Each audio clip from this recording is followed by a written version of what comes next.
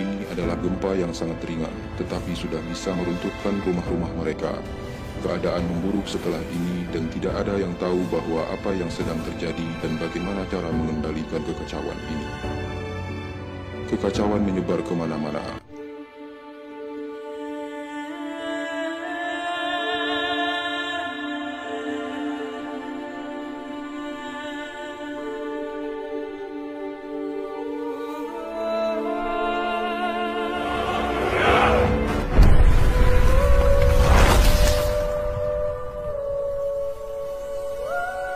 Bismillahirrahmanirrahim. Bantahan untuk orang mengatakan Qasim bohong dan tidak konsisten menceritakan mimpinya. Ini adalah jawaban dari Muhammad Qasim langsung. Berikut jawabannya Muhammad Qasim. Allah telah memberitahuku bahwa, Qasim, bila ada orang yang menyebutmu pembohong, maka katakanlah kepadanya bahwa, engkau datanglah dan aku akan datang juga. Dan kita berdua akan saling mengirim kutukan dari Allah atas pendusta. Dan siapapun yang menggunakan nama Allah dan Nabi Muhammad untuk menyesatkan orang lain, maka dia harus tetap di neraka selamanya. Dan laknat dari Allah atas para pendusta. Itulah yang Allah katakan melalui mimpinya. Lalu Qasim pun mengatakan, aku tidak pernah membuat pengakuan semacam itu dan aku bukanlah Al-Mahdi. Aku bahkan bukan seorang yang berpendidikan tinggi. Aku hanyalah seorang lelaki biasa dan juga tidak mencari imbalan apapun dari siapapun. Nabi Muhammad adalah khatimun Nabi Allah dan rahmat Allah adalah bagi semua orang. Aku hanya ingin menjadi seorang teman bagi Allah. Mimpi-mimpi ini berasal dari Allah Rabbul Alamin. Aku telah berusaha sebaik mungkin untuk menceritakannya dengan tepat sebagaimana yang telah aku lihat di dalam mimpi. Hanya Allah Rabbul Alamin yang dapat merubah mimpi-mimpi ini menjadi kenyataan. Aku memohon pertolongan hanya kepada Allah dan Allah adalah pelindungku. Aku tidak pernah memaksa siapapun untuk percaya mimpi-mimpi ini. Setiap orang memiliki hak untuk mempercayainya ataukah tidak. Allah dan Nabi Muhammad telah memerintahkanku untuk membagikan mimpi-mimpi ini dan itulah yang sedang aku lakukan. Jadi, itulah ungkapan dan penjelasan dari Muhammad Qasim langsung, bahwa dia sendiri tidak memaksa orang-orang untuk percaya mimpinya, dan tidak pula setelah percaya mimpinya, Qasim meminta untuk disebut Al-Mahdi. Bahkan juga tidak ia meminta imbalan untuk Anda ketika percaya mimpinya.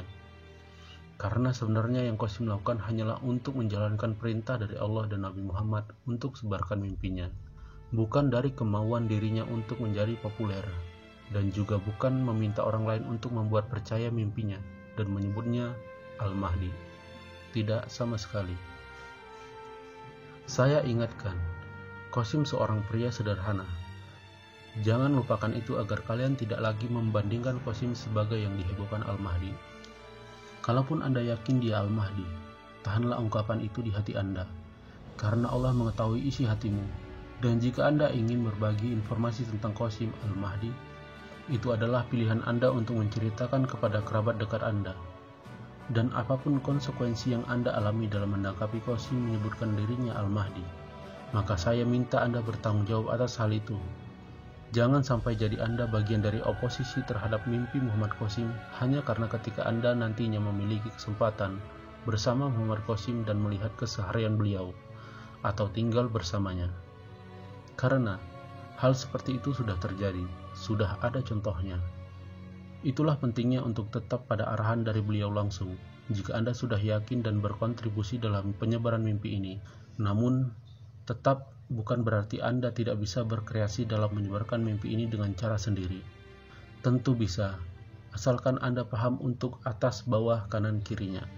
Dan berita terhadap beliau itu bohong.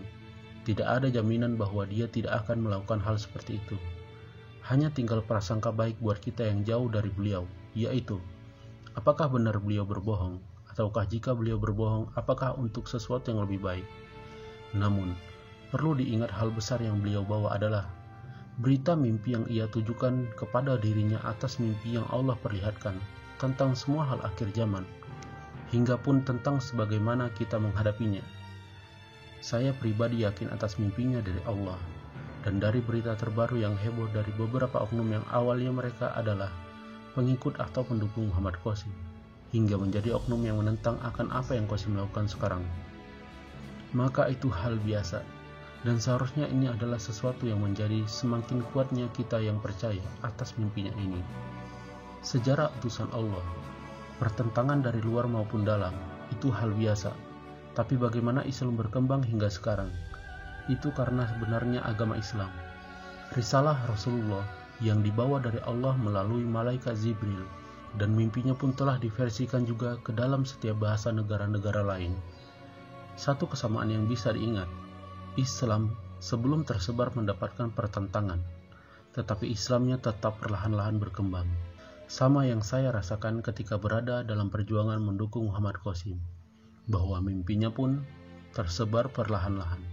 Dan semakin banyak yang percaya, yang lama, yang telah meninggalkannya pun digantikan oleh Allah dengan yang lebih baik lagi. Semoga kalian semua yang mendukung Muhammad Qasim dalam penyebaran mimpi ini serta ikut berpartisipasi besar di dalamnya, mendapatkan keistiqomahan. Dan bagi kalian yang belum untuk meletakkan keyakinan atau keputusan untuk percaya atau tidak kepada mimpinya, maka mintalah kepada Allah. Tidak ada paksaan untuk Anda percaya kepada mimpi ini, tetapi akan selalu ada risiko atau penyesalan di kemudian hari jika mimpinya terjadi semuanya sesuai yang dimimpikan Muhammad Qasim. Wassalamualaikum warahmatullahi wabarakatuh. Maka kita akan merebut kembali wilayah itu. Dan juga akan terjadi bahwa sebuah gempa bumi akan datang dan keadaan-keadaan yang selanjutnya akan memburuk setelah itu. Lalu akan ada sebuah gempa bumi dengan intensitas rendah dan kita tidak menyadari bahwa itu adalah gempa yang sama yang sudah kita tunggu sebelumnya. Dan muncul berita bahwa orang-orang yang mengendalikan 2 provinsi besar, rumah mereka runtuh akibat gempa ini dan mereka meninggal dunia. Aku berkata kepada diriku sendiri bahwa ini adalah gempa yang sangat ringan, tetapi sudah bisa meruntuhkan rumah-rumah mereka. Keadaan memburuk setelah ini dan tidak ada yang tahu bahwa apa yang sedang terjadi dan bagaimana cara mengendalikan kekacauan ini. Kekacauan menyebar kemana-mana dan hal itu terjadi persis seperti yang telah Allah sampaikan dan timbul kegelapan di mana-mana. Lalu aku memakai sebuah pakaian dan pakaian itu bersinar di kegelapan. Dan orang-orang bisa melihatku bahkan dari jarak yang jauh.